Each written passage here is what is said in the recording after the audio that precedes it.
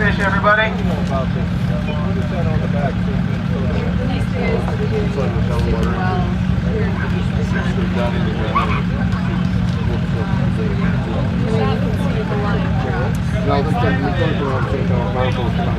Five fish total weight. 1350. Nice job.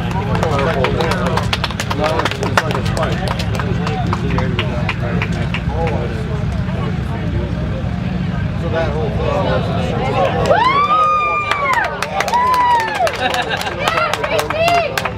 Somebody's teasing you over there. Hey, he said he's not going to show it if he doesn't hear any more than that. We met the fish. Boat number 31. Tracy Smart and Rob Webb, Carlsbad, California, and Lake Havasu. Where'd you guys catch a big one on? Get them up there. Chad! Chad! Holy!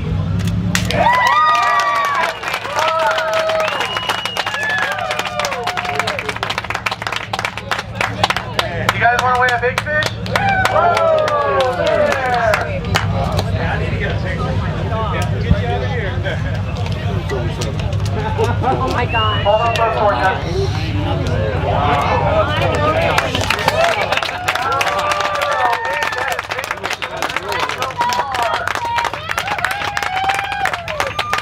Weight slip, guys.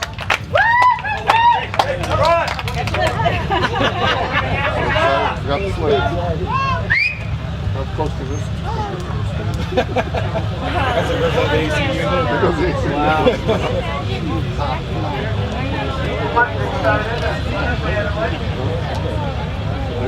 Boat number 20, all right. It's up on the air. It's up on the air. That's good. There's just so much on the ladder. Hold on, right there. Gary Pinholster and Ed Shaver from Lake Havasu.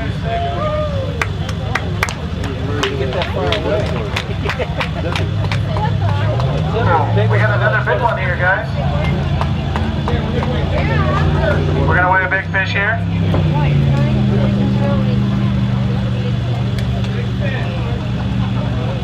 $5.39, big fish, nice fish. Did everybody know Havasu had this big a fish? Yes.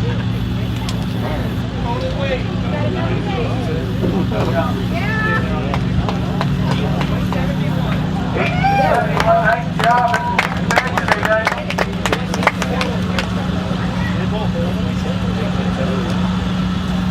Pull forward. Boat number 16, Steven and Paul Sloper from Parker, Arizona.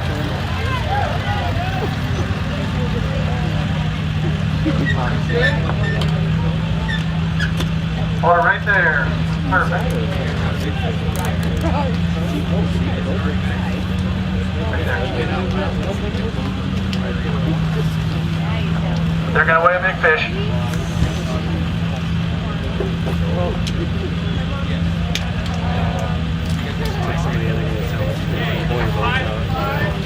Five fish, five alive. We got a big fish here. 446. Nice fish.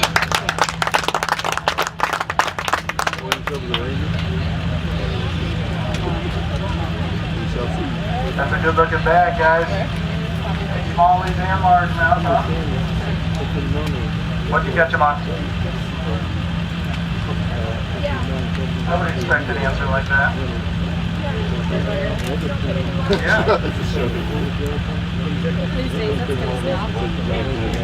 1847, that is huge. Stay in the boat, guys. You can wait for it.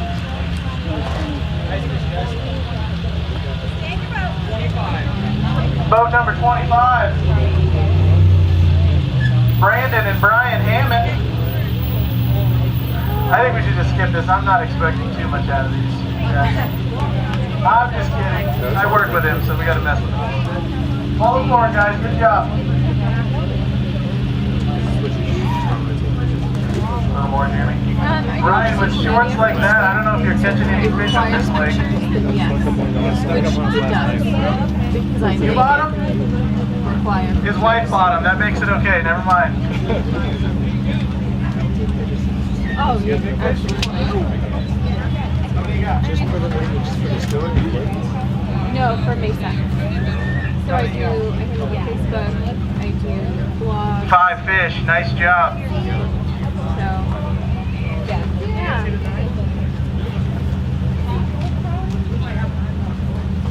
And then I take, I run all of our in-house events and He did put a Herman. Take your time, Brandon. There's not 30 other boats waiting. she's our announcer, she's my partner. She does events too. He's got 5? I don't know. No, it's over there. Oh, I know, I just did. No, I tried to get y'all quick.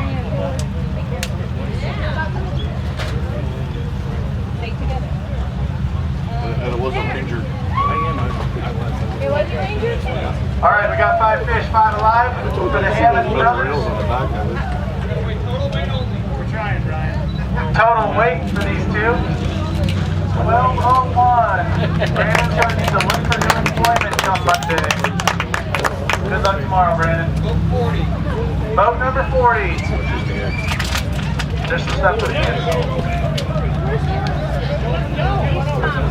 Boat number 40, Paul Rutherford. Jared Norman. Total weight for these Lake Havasu boys, 1270. Total weight, nice back.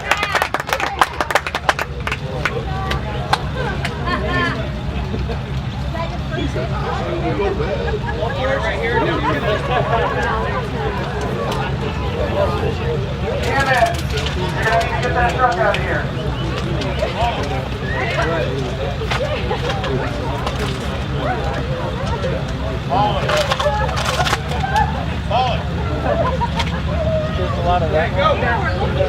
Boat number 23, John Scooter Griffith and AJ Ramirez. AJ from Lake Havasu, John from Mesa, Arizona. John is with the Arizona Fishing Guides, one of our sponsors today. Thanks, John. One of the guys.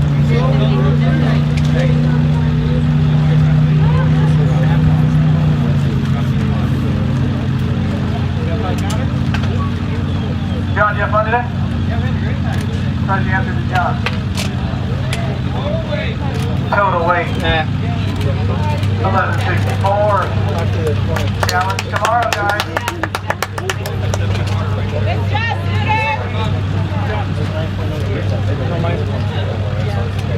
Next up, we got load number 47.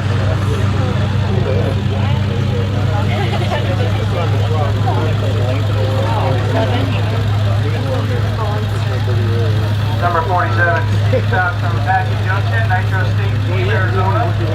And Tim Hubcow. Mason, Arizona.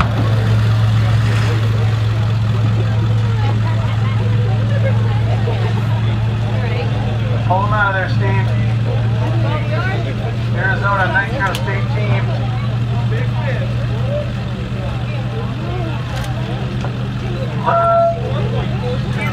440. Put a nice molly in the bag right here.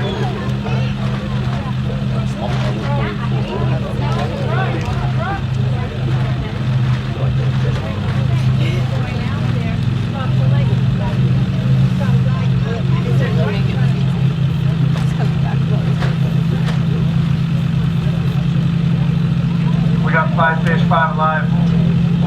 Looks like those anchor line ones worked pretty good for you.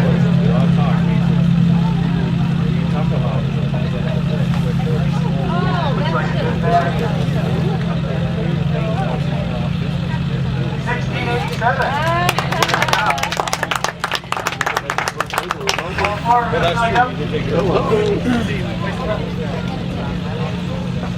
Boat number 26. Tommy Hemhill of Bass Pro Shops, Mesa, Arizona. And Richard Anderson of Glendale, Arizona.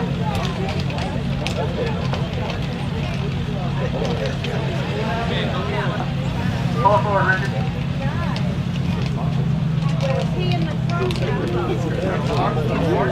A little more. Good to go. Tommy, how'd you do? Oh, we got 5. You got fun?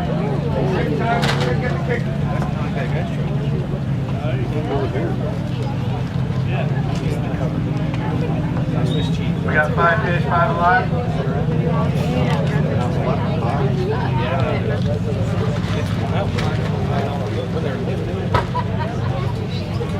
5 and 5 for Tommy and Richard. Total weight of 1102. We got you working out for you tomorrow, Tommy. Good luck.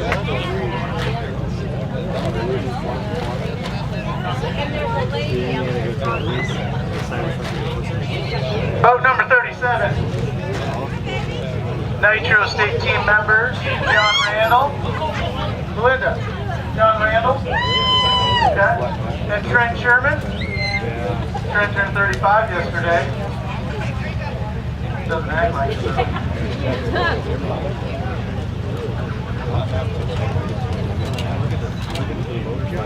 John, did you have fun?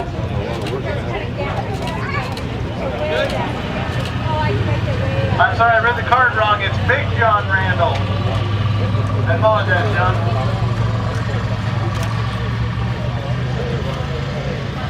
Grant, what'd you catch your fish on? Come on, we're talking and focus. Get those fish out of there.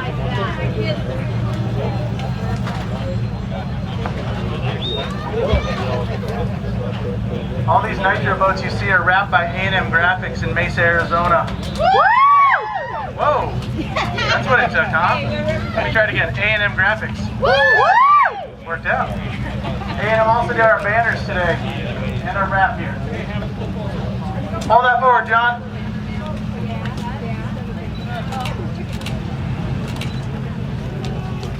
Trent Sherman and John Randall. Total weight 1211. Nope, hold on.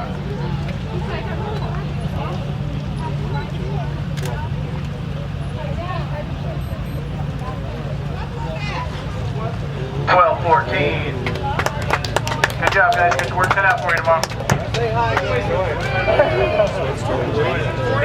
Boat number 45. Jeff Woods and Dennis Phelps from Riverside, California. Yeah, it's a 2-day total. Total weight 1349. John, pull that boat forward.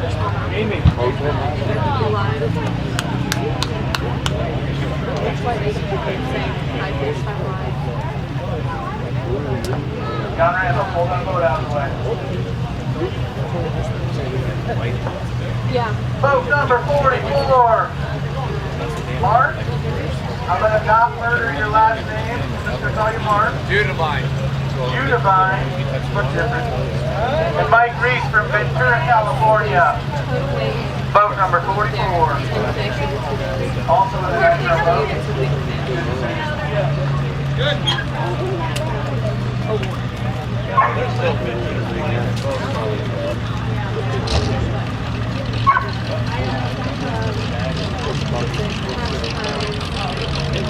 I don't think I can fit.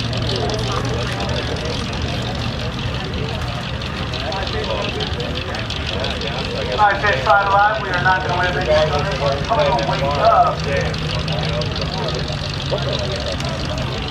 1524. Nice bass.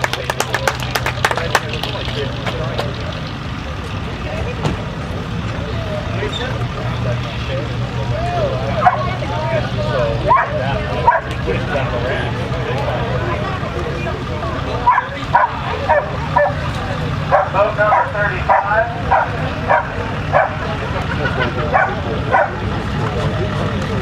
Henry Mooney from Mono Valley, California, and Brian Tippett from Vista, California. Thanks for coming out, guys.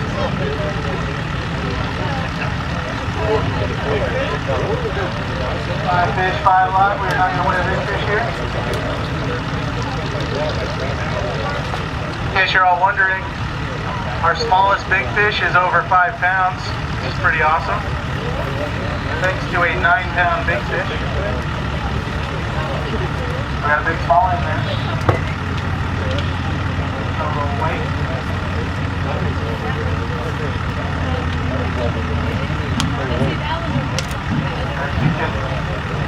1669. Nice job, guys. This is a nice bag of fish. Pull her forward. Here's your waist lift. Boat number 41. Clint Herring from Cave Creek is Zach. Glendale.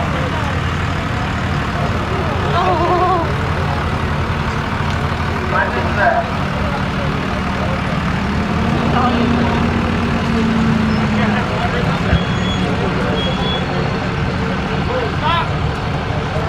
Hold her right there.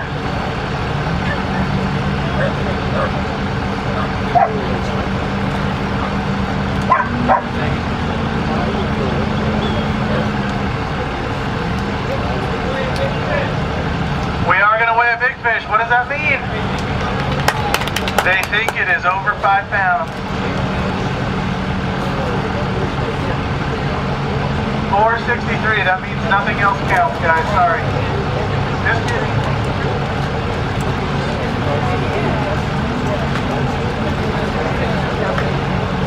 We got 5 fish, 5 alive.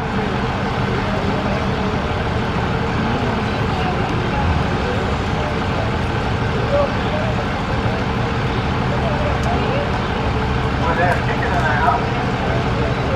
1491. That's a nice bag. Hey, I'm going to tell all you fishermen tomorrow. Tomorrow, you're going to want to stick around for the awards. We are going to give away a lot of prizes. Even if you didn't place, there's a chance you'll get something if you're here. Thanks to our sponsors.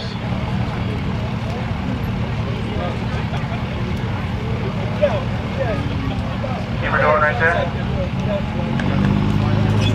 Kevin Johnson and David Kerr from Lake Havasu. Did you catch all the fish?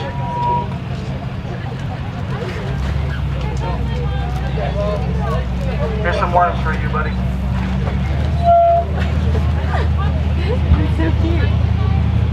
5 fish, 5 alive.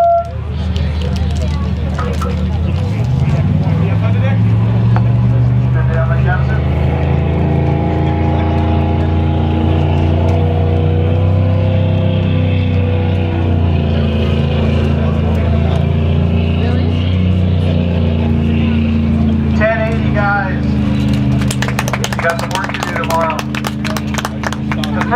Who can tell me this next boater can win an autographed DVD? Johnny Johnson!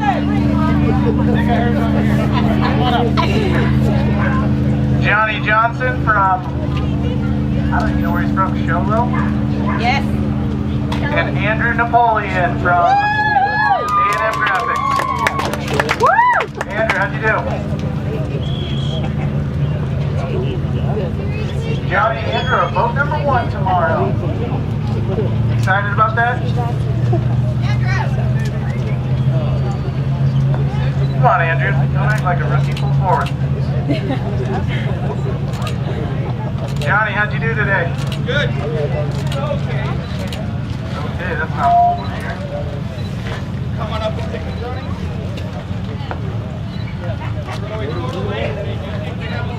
Total weight, we got a big fish, guys.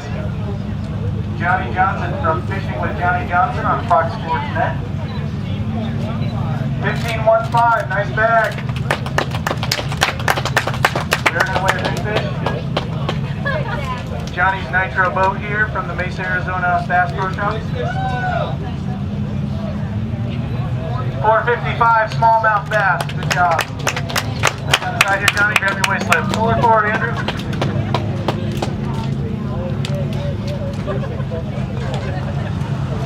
Boat number 38. Roy Hawk and Mark White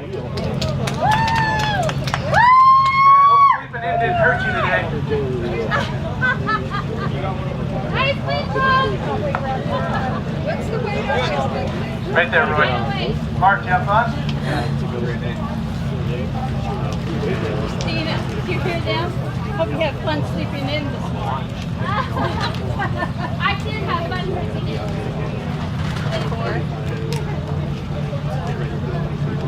Wow. Took a nice bag. Mark, let's get your pick up. I think that was a real answer. We got a total weight up. There we go. 20.77. That was it. 1462, nice bag.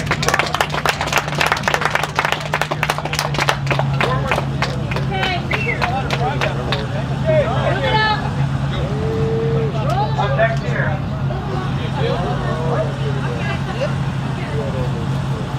Stop. It was just starting to collapse as the weekend came closer. So I just try and spend as much time as I can get away with.